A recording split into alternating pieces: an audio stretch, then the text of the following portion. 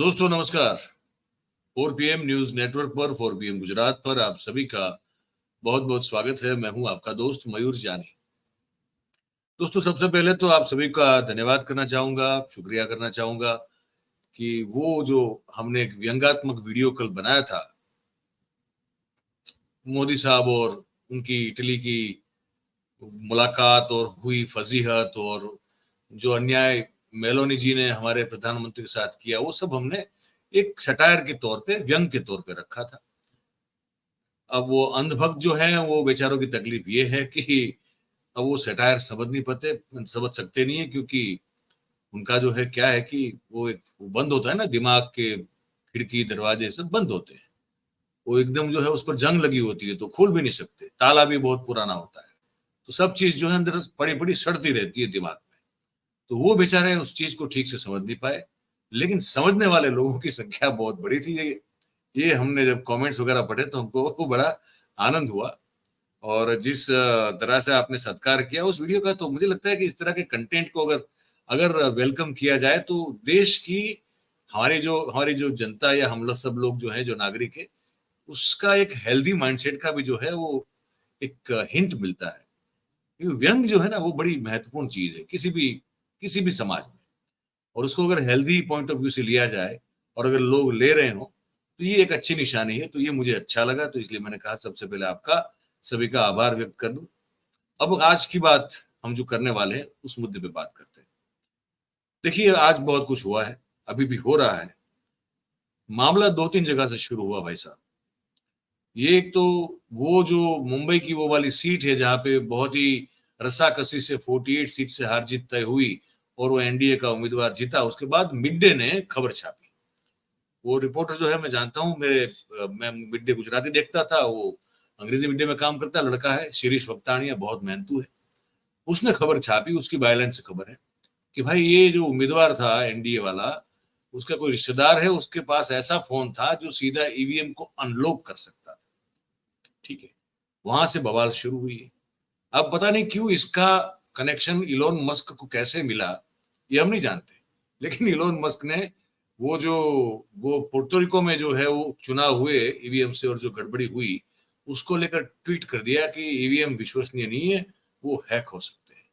अब ये दो चीजें जो हैं भारतीय एक्स पर जब वो चली तो उसके बाद जो है वो वहां पे तो हंगामा खड़ा हो गया।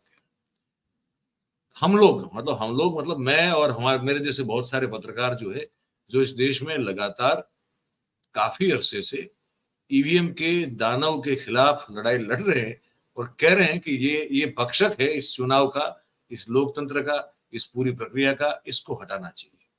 और वो ऐसे बहुत सारे समाज सेवी लोग, एनजीओ वाले लोग, वकील सब जो कह रहे थे इसको, आज जब एलोन मस्क ने वहां सिक्का लगा दिया तब जाके भाई साहब जो है वो बीजेपी वालों की नींद उड़ गई।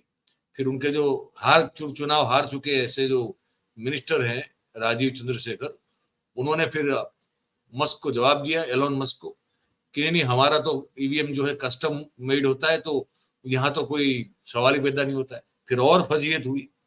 तो आगे ये मामला कहाँ जा रहा है।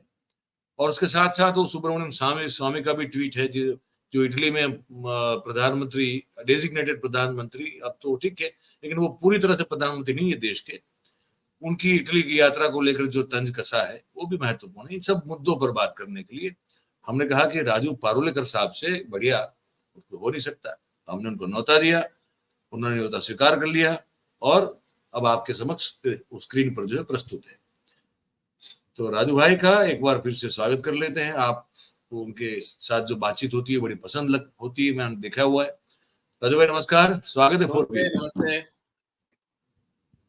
ये थोड़ी भूमिका मेरी लंबी रही, पर मैंने कहा बता देंगे इन सब मुद्दे पे बात होने वाली है, फिर आपसे सुनना शुरू करेंगे। हाँ, तो अब ये चुनाव का क्या होगा। ये आपके मुंबई में वो 48 वोट से जो हार जीत का मामला हुआ, उसमें फिर पता चला कि इधर तो फोन से ईवीएम अनलॉक हो सकता है, कोई ऐसा फोन है। वो जरा अगर बता दें आप क्या है पूरा मामला। और नहीं, वो तो फोन तो अनलॉक करने के लिए ओटीपी आता है। वो ओटीपी उस फोन पे आता है जिसपे वो जो ब्रदर इन लॉ है उम्मीदवार का, यानी बीजेपी शिंदे शिंदे शिवसेना यानी बीजेपी के साथ है वो, तो भाजपा ही उम्मीदवार और उनके रिश्तेदारों को ये खास सुविधा दी गई थी। मैंने ये हमेशा कहा है कि ये ईवीएम गड़बड़ है, और मैंने अपने बल पे नहीं कहा, क्योंकि मैं स्टैटिस्टिक्स और इकोनॉमिक्स का विद्यार्थी हूँ, मैं और फाइनेंशियल जी, मैनेजमेंट का। मेरा ईवीएम से मैं अगर मैं कोई सुप्रीम कोर्ट के जज की तरह बीए पास होकर हर चीज पे ज्ञान नहीं दे सकता, क्योंकि मुझे वो नहीं, कुर्सी हासिल नहीं है। तो बात यह है कि मैं कई लोगों को, कई जो उसमें टेक्नोक्रेट्स हैं, जैसे कि माधव देशपांडे साहब, उनका इंटरव्यू किया और बहुत सारी बातें उनसे हुई। वो ओबामा ओबामा एडमिनिस्ट्रेशन के में सलाहकार भी थे और बहुत बड़े टेक्नोक्रेट है। उन्होंने करंट अफेयर शो में भी उन्होंने डिटेल बताया था कि ईवीएम कैसे हैक होता है।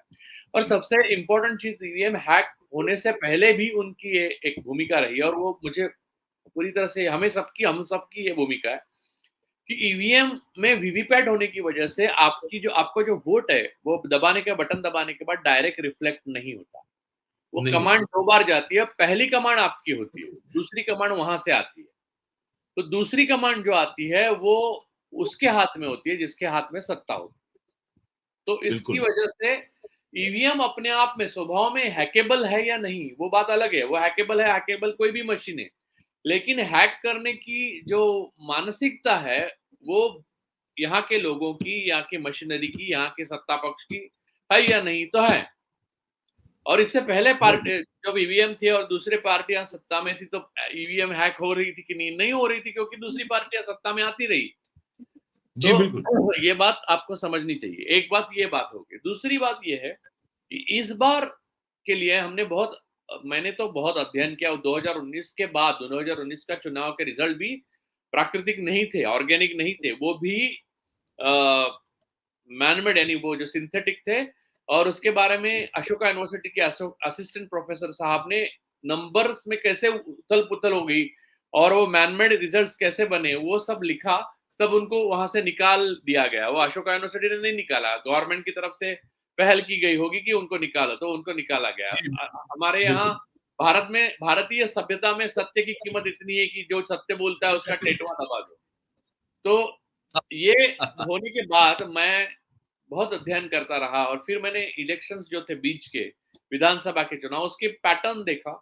उसमें ये कॉमन पैटर्न था कि ह्यूमन मशीनरी का इस्तेमाल करके ईवीएम का जो स्वभाव है, जो मशीन का होता है, उसे मैनिपुलेट और उसको कॉम्प्रोमाइज करके सत्ता पक्ष में सत्ता पक्ष को फायदा दिए जाना। मध्य जी, प्रदेश, छत्तीसगढ़, राजस्थान, गुजरात विधानसभा चुनाव आपको गिनाता हूँ, इवन बिहार। जी, तो ये जी, सारी चीजें वैसे प्रक्रिया के तहत हुई है। और उसमें देखिए, करप्ट मशीनरी आपको क्या चाहिए? अब ये एक अगर देखिए, एक तरह का कॉम्प्रोमाइज नहीं हुआ, सेम टू सेम जैसा रिप्लिका नहीं हुआ। अब नॉर्थ जी, वेस्ट मुंबई में जो आप देख रहे हैं, वो एक टाइप का कॉम्प्रोमाइज है। सिर्फ जी, सेम कॉम्प्रोमाइज हिमाचल में नहीं हुआ है, वो अलग टाइप का हुआ है। कहीं पे पोस्टल बैलेट में क्वासी जुडिशियल अथॉरिटी को यूज किया गया है। आप बहुत सोचिए कि इसमें कैसे खेल खेला गया। मैं हमेशा कहता हूं कि 110 सीटें करीब करीब ऑन एन एवरेज बीजेपी को ज्यादा मिली है, लेकिन वो सीधा एक जैसे पैटर्न में नहीं मिली है।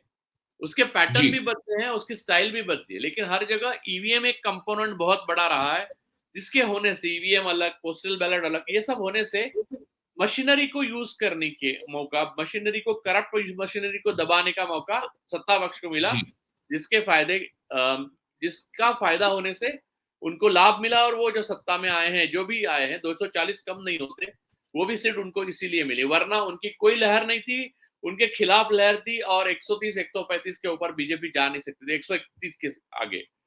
अब जी, बात यह है सर कि जो नॉर्थ वेस्ट मुंबई की जो सीन है, उसमें आप दिखाई क्या देता है, वो अगर एक ही पैटर्न हम पकड़े, तो आपको पूरा देश के 110 सीट्स अगर मैनिपुलेट या रिग करने हैं, तो आपको क्या चाहिए? एक एक एक कॉन्स्टिट्यूएंसी के लिए एक मोबाइल नंबर और हुँ, 2 करप्ट बाबूस, या 1 करप्ट बाबू भी काफ़ी है। तो 110 जी, कॉन्स्टिट्यूएंसीज के लिए 110, यानी, और वो मोबाइल भी कौन-सा? एकदम अ अ, वो खाँचा वाला मोबाइल भी चलेगा। आपको एंड्रॉयड या आईओएस की ज़रूरत नहीं है। उसमें अच्छा, सिर्फ ओटीपी आना चाहिए, दैट्स ऑल। तो ठीक है। आपको एक मोबाइल, एक आदमी आपका वहाँ पर, जो भ्रष्ट बाबू, एक आरओ, इतना हुँ, काफ़ी है। तो समझ लीजिए कि 200 250 लोगों में आप और 100-150 मोबाइल, खाचा मोबाइल में, यानी करीब करीब बजट समझ लीजिए कि 110,000 यानी 1,10,000 रुपया मोबाइल का खर्चा, नहीं समझ लीजिए 2 लाख रुपयों में आप 100-110 कॉन्स्टिट्यूएंसीज को 10,000, 5,000, 3,000, 4,000 वोटों से घुमा सकते हो। जी। तो ये जो खेल है सर, वो कितना गंभीर है। और इसके ऊपर मैं ये कहूंगा कि इसमें सबसे ज्यादा जिम्मेदार विपक्ष है। सर, हम चिल्ला चिल्ला कर बोल रहे थे कि बिल्कुल ईवीएम बिल्कुल बिल्कुल मैनिपुलेट हो सकता है, ईवीएम मैनिपुलेट हो रहा है। आपको मालूम है, जो चैनल्स, यूट्यूब चैनल मोनेटाइज थे, वो ईवीएम के ऊपर मैं जब एपिसोड करता था, वो मोनेटाइजेशन बंद हो जाता था। वो बात नीचे बिल्कुल सही बात, इलेक्शन कमिशन की पट्टी लग जाती थी। लग ये जाती, छुपाना बिल्कुल। चाहते, देखिए आप छुपाने की क्या कोशिश करते हो? जिसमें कुछ गड़बड़ हो वही छुपाते हो ना आप। तो वो गड़बड़ छुपाने की कोशिश में इलेक्शन कमीशन लगा था। हम लगातार ये बात कर रहे थे 1.5 साल से सर। एक विपक्ष ने, एक नेता ने, सबसे बड़ी पार्टी है कांग्रेस, उन्होंने एक मुद्दा नहीं छेड़ा इसके ऊपर, और जी ट्वीट डालते रहे जो फालतू के और बकवास ट्वीट्स थे, और बिल्कुल। बिजनेस एज यूजुअल करते रहे। आज भी कर रहे हैं। अब राहुल जी का बयान है, लेकिन राहुल गांधी ने ईवीएम के बारे में बोला, प्रियंका हाँ ने बोला, लेकिन बाकी नेता बिल्कुल बात नहीं करे, आज भी नहीं करना चाहते। अब उनको जग गए हैं, क्योंकि अब क्या है, इलॉन मस्क खुद ही बोले। इलॉन मस्क कोई ऐसे वैसे व्यक्ति नहीं, वो खुद स्टारलिंक नाम की खुद की वेब सर्विस चलाते हैं, यानी समझ लीजिए चलाते हैं। वाईफाई जो है हमारा, वो उनका वाईफाई थ्रू सैटेलाइट आता है। अगर मोदी नहीं चाहे कि सैटेलाइट हमें देने बंद कर दे, तो भी अगर एलॉन मस्क चाहे तो दुनिया के किसी भी देश को सैटेलाइट दे सकता है, जैसे उन्होंने यूक्रेन को दिया, रशिया के उसके बाद। फिर जी स्पेसएक्स यानी रॉकेट्स जो है दुनिया भर में, वो सिर्फ सरकारें भेजती है। प्राइवेट कंपनी अगर कोई भेजती है तो एलॉन मस्क की स्पेसएक्स भेजती है। फिर जिस बिल्कुल। ट्विटर पे हम लिखते हैं वो उन्होंने खरीद लिया है। तो टेक्नोलॉजी के बारे में राजीव चंद्रशेखर, उनके सामने जो, जिनका आपने नाम लिया, वो निरक्षर के बराबर है, बिल्कुल इलिटरेट है उनके सामने। टेक्नोलॉजी, इलॉन मस्क समझते हैं एआई क्या है।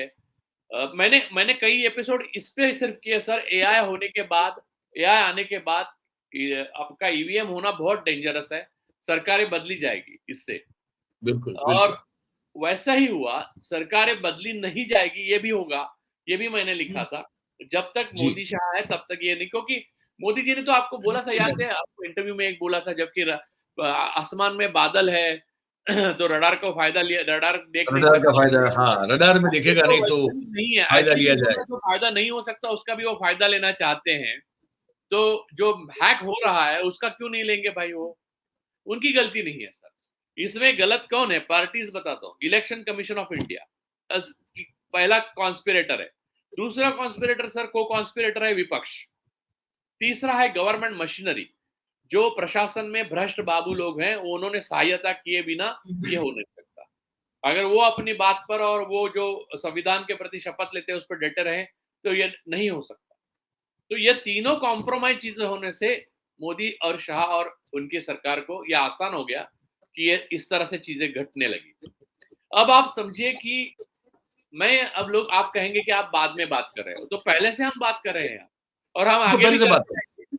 हमारी बात पे कोई ध्यान दे ना दे, हम लोकतंत्र के लिए और इस देश के लोगों के लिए बात करेंगे। हमारे हाथ में ना सत्ता है, ना पैसा है, ना कुछ भी है हमारे हाथ में, लेकिन हम जो समझते हैं, जो सोचते हैं, जो ज्ञान पाते हैं, वो देते हैं।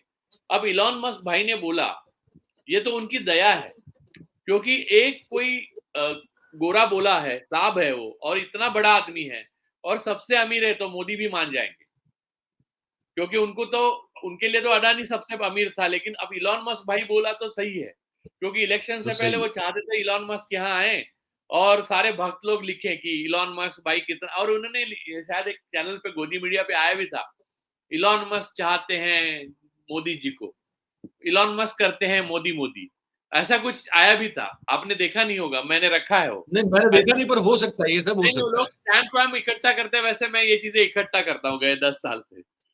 तो बाद में मैं किताब लिखना चाहता हूँ इस पर। तो बात यह है सर कि अब ये बात खुल के सामने अगर आ गई है, तो अब विपक्ष के दायरे में है कि उनको क्या करना है। उनको पहले तो इनकी 110 सीटें कम करके लेनी, दूसरा ये इलेक्शन कमीशन के तीनों कमिश्नर्स को ट्रायल चलानी है, तीसरा बैलेट बॉक्स पे इसके आगे के चुनाव होने चाहिए। ये तीन चीजें एजेंडा पे होनी चाहिए। मोदी और सरकार तो बदलेगी, फिर दूसरा ट्रायल तो इनकी होगी और बैलेट बॉक्स पे चुनाव होगी। ये तीन चीजें नहीं होती तो ये सारी बहस बेकाम है, नाकाम है, कुछ काम की नहीं। ये हमारे सुप्रीम कोर्ट के चीफ जस्टिस साहब वेकेशन खत्म करके आए कि नहीं आए मुझे पता नहीं है, चेक करना पड़ेगा। देखिए उनसे तो कोई उम्मीद ही नहीं है मुझे, सुप्रीम तो कोर्ट से किस उम्मीद इसलिए नहीं सर, क्योंकि उनका दायरा, वो क्या कहेंगे मैं आपको बताता हूँ। संविधान जब लिखा गया था और रूल ऑफ लॉ में जो लिखा गया था तब ईवीएम था ही नहीं, तब इलॉन मस्क पैदा भी नहीं हुए थे, नहीं तब आपका ट्विटर भी नहीं था, तब मुझे मालूम है वीवीपैट भी नहीं था। तो हमारी किताबों में लिखा ही नहीं है, और जो लिखा नहीं है वो है नहीं। जैसे कि पहले पोप कहते हैं ना, पोप तो सबको मालूम हो गए भक्तों को, क्योंकि पोप के गले भगवान पोप को मिल के आए। तो तो हाँ, पोप ने भी डाला है ट्वीट, मैं भगवान से मिला, तो दिखेगा नहीं, लेकिन वो आपको दूसरी दुनिया में दिखता है वो। तो उसके लिए देवीय चक्षु चाहिए आपको। हाँ, वो गुजरात में बहुत लोगों के पास है। तो तो तो सर आपको ये बताता हूँ कि ये जो पोप है, यानी ये आज एक एक, एक ये कुछ एक नंबर है उनका पोप का। बहुत पुराने वाले पोप थे ना, 14वीं शताब्दी में, 13वीं शताब्दी में। वो कई जो कोपरनिकस हो, गैलीलियो हो, उनके खिलाफ ट्रायल करते थे। क्यों मालूम है? करते थे। वो बोलते थे कि ये ऐसा है कि सूरज स्थिर है, फिर पृथ्वी घूम रही है, ये सब बोलते थे। तो हमारी किताब में ये लिखा है, बाइबल में ऐसा लिखा है? नहीं लिखा है, चलो डाल दो इनको जेल में। वैसे अपनी सुप्रीम कोर्ट चलती है, सर लिखा है नहीं लिखा है, वीवीपैट लिखा है नहीं लिखा है, ईवीएम लिखा है नहीं लिखा है, वो लकीर के फकीर है सर।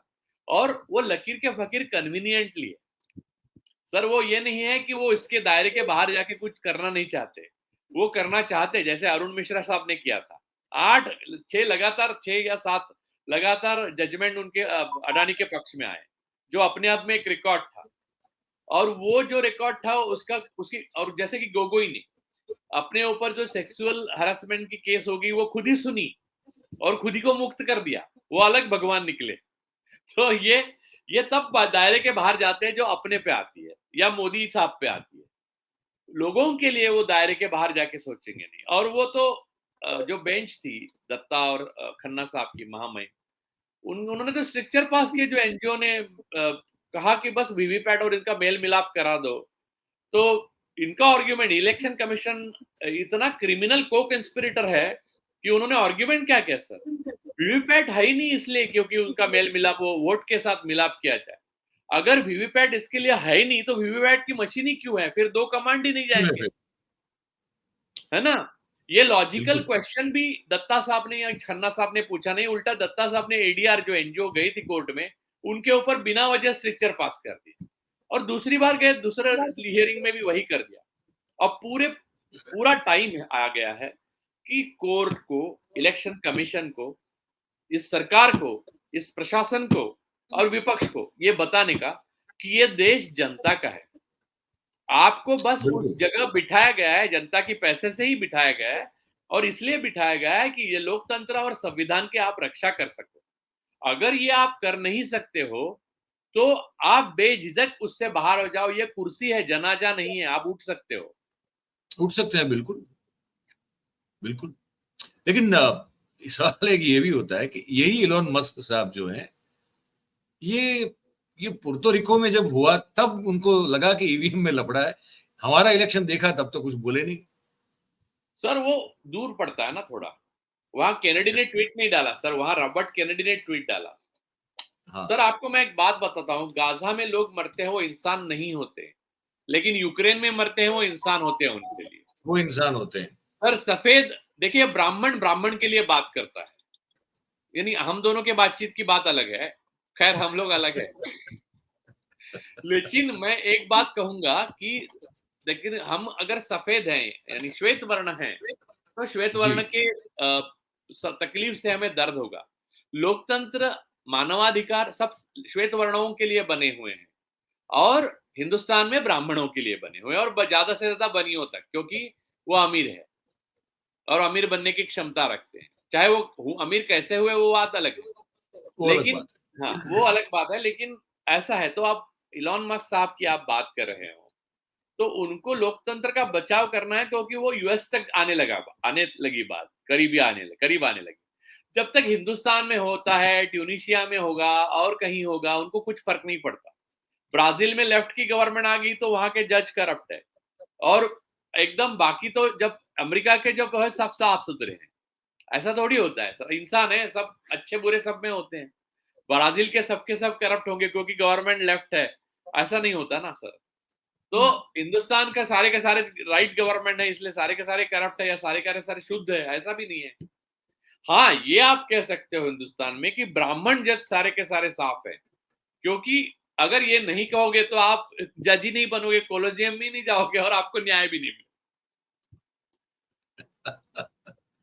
पर चलो गनीमत है कि पुर्तो रिको में वहां बिल्कुल नीचे, इनके बिल्कुल नीचे साउथ अमेरिका में कुछ हुआ, तब जाके ये एलोन मस्क साहब को ये कहना नहीं, वो पड़ा। रॉबर्ट केनेडी साहब ने ट्वीट डाला तब जाके वो हाँ, उनको जूनियर रॉबर्ट केनेडी साहब ने ट्वीट डाला और उसके मामले, पर कम से कम वो बोले। अब बोले तो क्यों?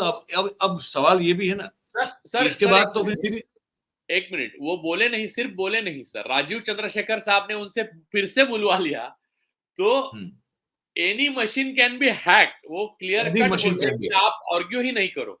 फिर भी राजीव चंद्रशेखर तो बीजेपी के थे बीजेपी के है और बीजेपी के रहेंगे, ये उन्होंने साबित कर दिया कि उसके बाद भी उन्होंने एक छोटा सा आर्ग्यूमेंट करने की कोशिश की जिसका कोई सर पैर नहीं है।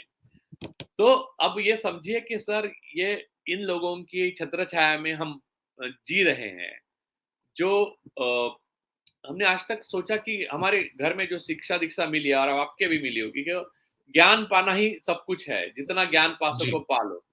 तो ये अज्ञान की गंगा जो बह रही है सर, राजीव चंद्रशेखर हो या खुद मोदी सरकार हो या बाकी उनके सारे, वो सारे जो जब बादल होते हैं तो रडार काम नहीं करता, ये सारी जो ज्ञान है जी, वो वैसा ही ज्ञान है ना। ये सारे बादल होते तो रडार काम नहीं करता और हिंदुस्तान होता है तो ईवीएम हैक नहीं होता ये कौन सा ये सेम लॉजिक है लॉजिक भाई? हो गया उसी, हाँ? ये पूरा सिमिलर लॉजिक हो गया, ये मतलब उसी तरह का लॉजिक है वो, बिल्कुल बिल्कुल।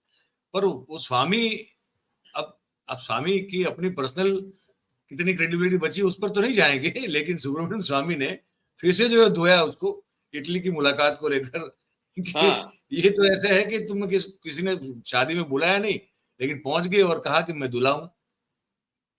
नहीं देखिए सर, G7 में हमारे प्रधानमंत्री का, यानी कब्जा प्रधानमंत्री का भी कोई काम नहीं है सर। नहीं, यानी G7 में ना उनका भाषण था, ना उनको कोई एग्रीमेंट करने थे, ना कुछ वहां पर बहुत बड़ा सम्मान था, ना उनको डॉक्टरेट मिली थी वहां किसी संस्था की। बस इटली के जो प्रधानमंत्री हैं मेलेनी, उन्होंने इनविटेशन दिया, वो जैसे ही पहुंचा साहब निकल गए, और जाके वहां अगर कोई बड़ा कुछ घटना हुई हो तो बस इटली के प्रधानमंत्री मेलानी जी ने एक वीडियो बनाया, टीम मेलानी ऐसा कुछ सुनाई देता है उसमें, और पीछे से एक हंसी आती है। हेलो फ्रॉम टीम मेलोडी, हाँ, Meloni plus hello Modi from is team equal to melody. Melody. हाँ, जी जी तो वो आती है और पीछे से एक हंसी आती है और एक व्यक्ति हंस जी रहा है। तो इतना ही उसमें घटना अगर कोई बड़ी घटी है, इतना टैक्स पेयर का पैसा खर्च करके तो इतनी घटी है, सिर्फ इस मामले पे, इस बात पे टैक्स पेयर्स के पैसे खर्च करने के मामले में रेसिग्नेशन दूसरे देश में हो जाता। खैर, बिल्कुल। लेकिन अब चुनावी झूठ है तो बाकी सब चीजें जायज है और माफ है सर। और ये आपको बात ये तो है। समझना चाहिए कि हाँ, ये सॉरी। अच्छा, ये भी मुझे किसी ने बताया, कोई क्रिश्चियन दोस्त हमारे, उन्होंने बताया, मैं जानता नहीं हूँ, उन्होंने कहा तो मैं ऐसे ही कह रहा हूँ उनकी जानकारी उधार लेते हुए, कि पोप का मिलने का प्रोटोकॉल होता है, आप पोप को गले नहीं मिल सकते। सर ऐसा ऐसा वो कह रहे थे। सर वो बायोलॉजिकल लोगों के लिए, सर बायोलॉजिकल लोगों के लिए ये प्रोटोकॉल है, नॉन बायोलॉजिकल यानी जीजस वगैरह होते हैं ना, उनको प्रोटोकॉल नहीं। उनको नहीं होता है वो। मैंने अपने कल के वीडियो में ये बात का जिक्र भी किया है कि मैंने कहा कि हमको पता नहीं एग्जैक्टली क्या बातचीत हुई होगी गले मिलके, लेकिन हो सकता है कि गले मोदी मिल के साहब ने बातचीत कहा नहीं हो। सर, सर गले मिल के बातचीत नहीं। मैं आपको बताऊं, ईवीएम पे कब्जा, सरकार पे कब्जा, पोप पे कब्जा, तीन तीन ही कदम चलता है वामन, बलि को ये नहीं खत्म कर देता है सर। यही ब्राह्मणवाद का सार है। और एक आखिर में जो आज जिस पर आज हल्ला मतलब बोला जा रहा है, वो कुमार स्वामी ने बता दिया कि भाई गुजरात की वो जो अभी तो कुछ हुआ भी नहीं है। बड़ी इंटरेस्टिंग। मैं यहाँ बैठे बैठे ये सोचूं कि माइक्रोन कंपनी का यहाँ कुछ अभी अता ना पता है, वो पैसे कैसे दे दिए होंगे, कैसे आप कहाँ काम हो रहा है माइक्रोन कंपनी का। सर घूम के आए गुजरात होंगे के वापस। गुजरात के धोलेरा में इसका यूनिट स्थापित करना है, ऐसी बात है। पर वो भी जहां तक मेरी जानकारी है, अगर मैं गलत नहीं हूं, तो वो उसमें वेदांता ग्रुप जो है वो तो पीछे हटा हुआ है। जो साझेदारी करनी थी, अगर वो फिर से गुपचुप से कर ली हो भागीदारी तो मुझे पता नहीं, लेकिन उसकी कोई खबर तो आई नहीं है। और माइक्रोन कहाँ, अभी तो कहीं कुछ उसका ना आता है ना पता है। वो बात है कि करेगा, पर तो उसमें ये अगर पैसे आवंटित कर दिए गए हैं तो किसको कर दिए, क्यों कर दिए, कहाँ कर दिए, हमको नहीं पता। ये गजब है सर ये सब हमको पता भी नहीं चल सकता, क्योंकि ये वो मुन्ना भाई एमबीबीएस वाला बाबूजी आ गए वाला अस्पताल है सर।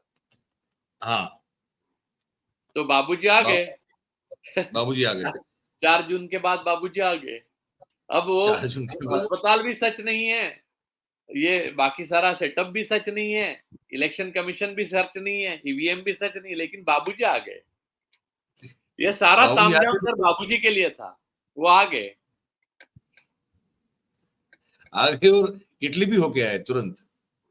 सर राहुल गांधी को आप दोष लगा रहे थे कि वो इटली जाएंगे, इटली जाएंगे, गए इटली तो ये गए तो ये बिल्कुल। और मैंने कहा था मतलब सर, आरएसएस का ओरिजिन इटली है सर, कांग्रेस का नहीं। हाँ, मुसोलिनी, बिल्कुल बिल्कुल, क्यों नहीं। फांसीवाद की शुरुआत तो वहीं से हुई। उसका जनक तो बेसिकली मुसोलिनी था, उस तरह से जिसको कि चौराहे पे लटका के जो है मारा गया, गोलियां मारी गई, जूते मारे गए, थूका गया, सब कुछ किया गया।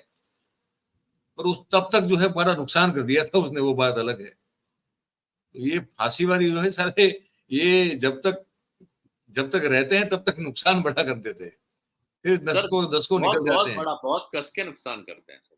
बहुत और कस के सबसे नुकसान। बड़ा नुकसान ज्ञान का करते हैं सर। देश का ज्ञान का। इंटेलिजेंस जो है उसको खत्म कर। देखिए अरुंधति रॉय का क्या हो रहा है।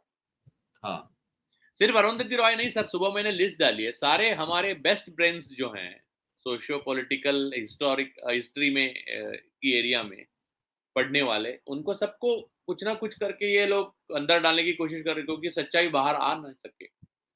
और ऐसी स्थिति में इतनी बड़ी आबादी वाला एक लोकतांत्रिक देश, सो कॉल्ड लोकतांत्रिक देश, मुझे नहीं लगता है कि बच पाएगा लोकतंत्र। और जो लोगों ने वोटिंग किया वो इनके खिलाफ किया, फिर भी इन्होंने जो करके, जो हमने शुरुआत की जिस बात से सेटिंग, जो अब ये खुल खुल के सामने आए, एक चुनाव क्षेत्र में जो किया है वही अलग अलग चुनाव क्षेत्रों में अलग अलग टाइप से किया है। अब यहाँ पर विपक्ष सक्षम था, उद्धव ठाकरे की सेना केडर बेस्ट पार्टी है, इसलिए वो आगे बढ़े। वरना कांग्रेस होती तो 2 ट्वीट, वो भी ट्वीट लिखने के लिए भी कांग्रेस वालों को तकलीफ होती है सर। वो कागज पे हाँ, टाइप करके कागज ही चिपका देते हैं, जो पढ़ ही नहीं कर पाता देते हैं। इंसान। हाँ, जबकि बात सही हमारे है। लिखे हुए ट्वीट भी लोग पढ़ते नहीं है, तो इनके चिपके हुए कागज कौन पढ़ेगा। बहुत सही बात है। सवाल यही है कि अब जो ये अब इस, आप जैसे मैं कह रहा हूँ, आप कह रहे हैं, हम तो चुनाव के परिणाम से हम और आप कह रहे हैं कि 110 140 सीट तक जो है कुछ ना कुछ गफड़ा है, इसमें लफड़ा है। कांग्रेस अगर इसको मान रही है, फॉर एग्जाम्पल, जैसे वो कह तो रहे हैं, तो वो एक्शन जो होना चाहिए, वो जो जमीन पे जाके लड़ाई लड़नी चाहिए इस मुद्दे को लेकर, क्या गड़बड़ है, और इस गड़बड़ को हम चैलेंज करते हैं कि उसमें आगे क्या हो अलग बात है। लेकिन इसको आकर नीचे उतर कर जो है वो प्रेस कॉन्फ्रेंस वाले रूम से लड़ना बहुत जरूरी कांग्रेस के लिए। और क्योंकि वो कांग्रेस के लिए जरूरी नहीं है, वो देश के लिए जरूरी है, इसलिए कांग्रेस को लड़ना जरूरी है। ये मुझे सर लगता है कि कहना देश वोटिंग के दिन भी लड़ा, आज भी लड़ रहा है। लड़ाई जनता ने देश लड़ी। को। कांग्रेस को जो सीट्स मिले, आपको क्या लगता है कांग्रेस ने मेहनत की, इसलिए राहुल गांधी ने नहीं, मेहनत जनता की, ने, जनता प्रियंका ने की, बिल्कुल लेकिन बाकी तो जनता ने की। की। जनता ने मेहनत की, इसलिए विपक्ष जीत रहा है। जनता लड़ेगी। ये लोग गांधी के स्टैचू पे टेंशन में है, गांधी के हाँ, विचार डूब रहे हैं, उसका उनको कुछ नहीं। गांधी का मूल विचार क्या है? संसद नहीं है, गांधी का विचार सड़क है। चलो, ये सड़क पे कहां दिखते आपको? तो वो गांधी के वो स्टैचू को करना हटाने दीजिए, पड़ेगा। आपको गांधी का स्टैचू जहां था वहां लाना है, संसद भवन जहां थे वहां लाना है, तो आपको गांधी के विचारों से जाना होगा। गांधी के स्टैचू को लाकर क्या करेंगे? आपको वहां बिल्कुल। खड़ा रहने की सुविधा थी, खड़े रहने की सुविधा थी। ये गलत बुरा था, मैं मानता हूँ, क्योंकि वहां खड़े रह के आपको लगता था शाम को ठीक हो गया सब, या एक दिन का अनशन हाँ, करके सब एक दूसरे को डाउटफुल। डब्बा दे देते थे और खत्म हो गया था। अब अच्छा हो गया, अब गांधी का स्टैचू ही नहीं है, अब लड़ो। ये तो गांधी जी की इच्छा ही थी कि मोदी मेरे स्टैचू हटा दे, ताकि मेरे रास्ते से चलना ताकि सीखे सही रास्ता मिले। ना। ताकि इन लोगों को सही रास्ता मिले। बात सही है हाँ, सर, बात सही है।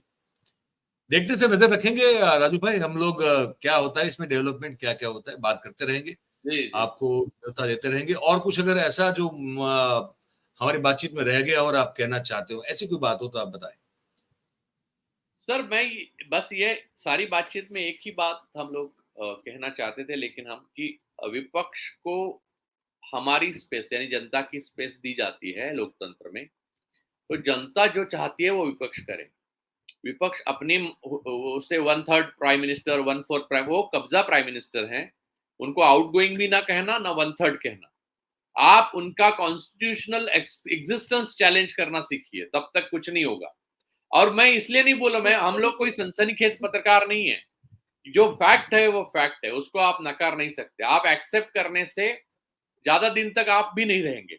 देखिए, विपक्ष बिल्कुल अगर जनता की स्पेस ऑक्यूपाई करके अगर कॉन्स्टिट्यूशनल बनाना चाहता है, ये रिगिंग और ये कॉम्प्रोमाइजेस और ये इलेक्शन कमीशन को, तो विपक्ष भी अपनी जगह नहीं रहेगा, उसे भी लोग बिल्कुल हटा देंगे। तो ये बात बिल्कुल याद बिल्कुल। रखें, विपक्ष को अपना काम करना चाहिए और वो नहीं कर रहे हैं, यही मैं कहना चाहता हूँ बस। थैंक यू राजू भाई, thank you. Thank you very much, आपने इस वक्त निकाला, बात की हमसे। थैंक यू सर, ऐसे मिलते रहेंगे, बात करते रहेंगे। तो दोस्तों, ये बातचीत हमने की राजू पारुलकर साहब से, और आपने सुनी। हमने 3-4 मुद्दे जो सांप्रत हैं, करंट अफेयर्स को लेकर है, उस पर हमने बात की, और उनका पक्ष जो है राजू भाई का, वो भी हमने आप तक पहुंचाया। हमने भी हमारी जो बात है वो भी रखी। अब आपकी बारी है, आप इस बातचीत को कैसे देखते हैं, आपके मन में क्या प्रतिक्रिया आती है, प्रतिभाव उत्पन्न होता है, वो आप हमको लिख के जो है कमेंट बॉक्स में बताइएगा। और अगर आपको बातचीत जो है वो सही और सच्ची लगी हो, पसंद आई हो, तो फिर इस वीडियो को आप लाइक जरूर करें। इस वीडियो की लिंक को आप हो सके उतना शेयर करें। और हमारा जो चैनल है फोरग्रीन गुजरात, और भी सारे नेशनल समेत और भी जो चैनल्स हैं, उन सभी को आप सब्सक्राइब करें और अपने आसपास के लोगों से करवाएं। बहुत बहुत धन्यवाद आप सभी का इस कार्यक्रम में हमारे साथ जुड़ने के लिए। Thank you very much. नमस्कार।